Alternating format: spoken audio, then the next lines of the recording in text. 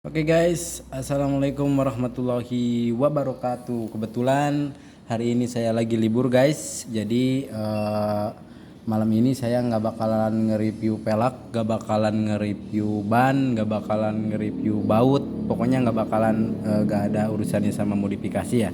Saya kebetulan ada kawan tadi bawain buah manggis. Nah, tadi tebak-tebakan sama kawan saya, kenapa katanya buah manggis itu kalau daunnya ini ada 4, belakangnya itu ada 4, isinya pun kenapa harus ada 4, biasanya kayak gitu. Nah, sebelum kita memecahkan buah manggis ini kenapa dalamnya ada 4, daunnya ada 4, terus dalam di bijinya itu harus ada 4, kalian harus tahu dulu ya. Jadi manggis ini adalah sejenis pohon hijau abadi di daerah tropika yang diyakini berasal dari Semenanjung Malaya.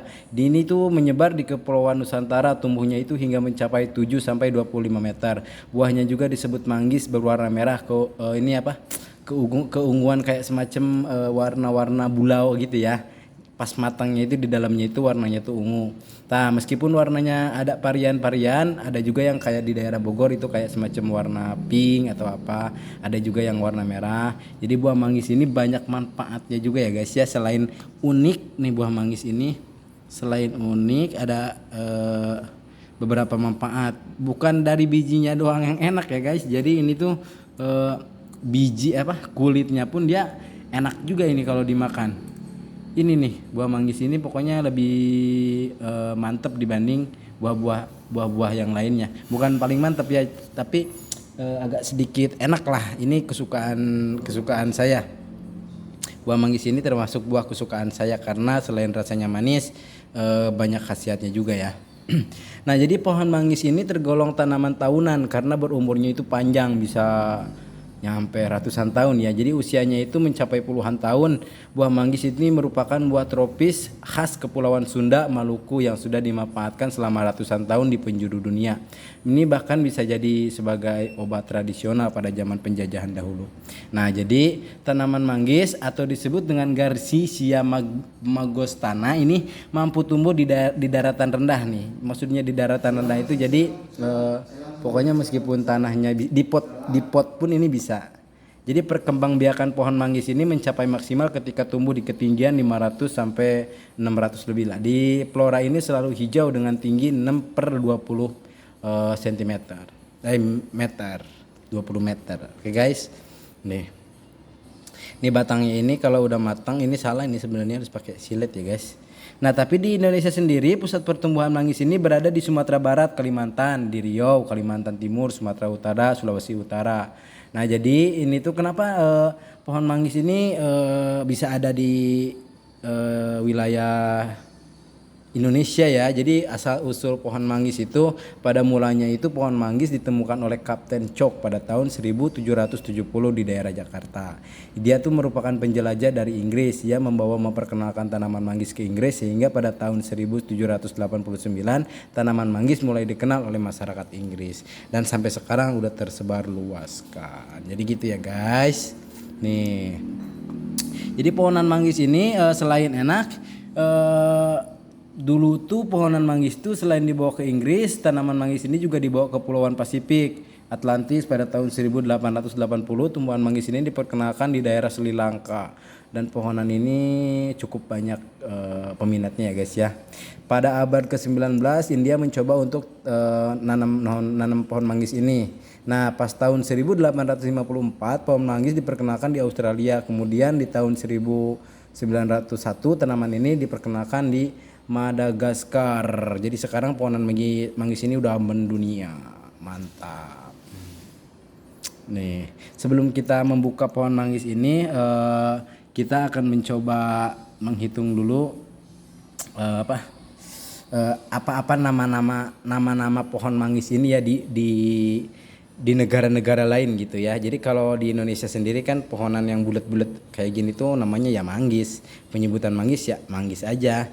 Kalau tabel klasifikasi tanomi manggis atau Granicia magnostana kalau disebutnya kalau bahasa Inggrisnya tuh ya. Jadi penyebutan tanaman manggis ini berada di beberapa negara. Contohnya di Belanda disebut dengan manggistan.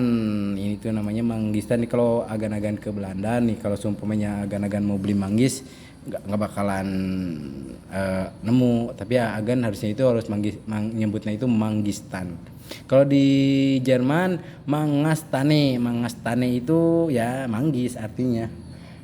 Di Portugal disebutnya itu mangustau.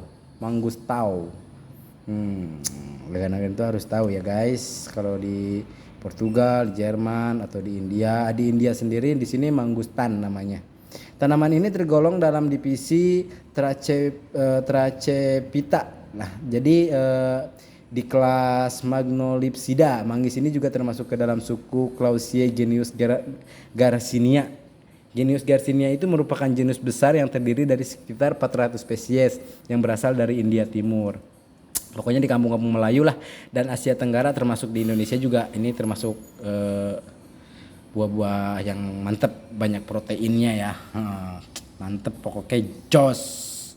Pokoknya ada ciri-ciri morfologi di pohon manggis. Ini tanaman manggis ini tersusun atas organ vegetatif dan organ generatif. Organ vegetatif meliputi akar, batang, dan daun, berfungsi sebagai alat pengambil, pengangkut, pengolah, pengedar, dan penyimpanan makanan. Organ generatif meliputi bunga, biji, dan buah manggis. Nih, mantap kan buah manggis? Siapa agan-agan yang mau pengen buah manggis? Boleh langsung aja lah, tinggal chat aja di Tokopedia, banyak tuh. Nah, jadi ada beberapa karakteristik dari ciri-ciri pohon manggis itu, diantaranya yaitu satu akar. Akar pohon manggis ini terbagi jadi beberapa bagian ya. Ada dua jenis perakaran, yaitu akar tunggang dan serabut. Tanaman yang tumbuh dari biji cenderung mempunyai bentuk akar yang tanggung, jadi nanggung gitu akarnya itu ya. Pada tanaman manggis yang berasal dari cangkok batang biasanya memiliki sistem akar serabut. Jadi akar tanggung sangat kuat dan menjulur kepada cakup tanah, jadi kayak semacam bonsai gitulah ya. Sedangkan pada akar serabut lemah dan cenderung agak dangkal dalam menjalur ke tanah. Jadi agak sedikit lemah dia tuh guys. Jadi akar pohon manggis itu mengalami pertumbuhan agak lambat dibanding pohon-pohon lainnya guys ya. Agak lambat, jadi secara bertahap dalam jangka waktu tertentu banyak yang mengalami layu bahkan mati gara-gara kurang ya itulah. Namun kondisi tersebut tergantung pada kondisi lingkungan sekitarnya dan juga pengaruh dan sifat dan karakteristik pohonnya itu sendiri. Gitu guys. Oke guys, kita buka aja lah daripada banyak bacot ya guys. Oke, gue lupa lagi ngitungnya. Nih, di sini kan ada 1 2 3 4. Mari kita pecahkan.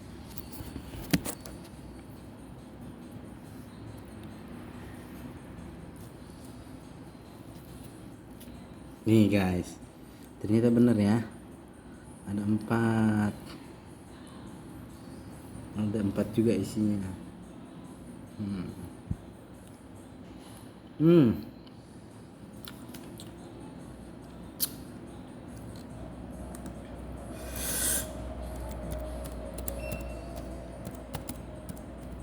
Mantap guys rasanya. Nih.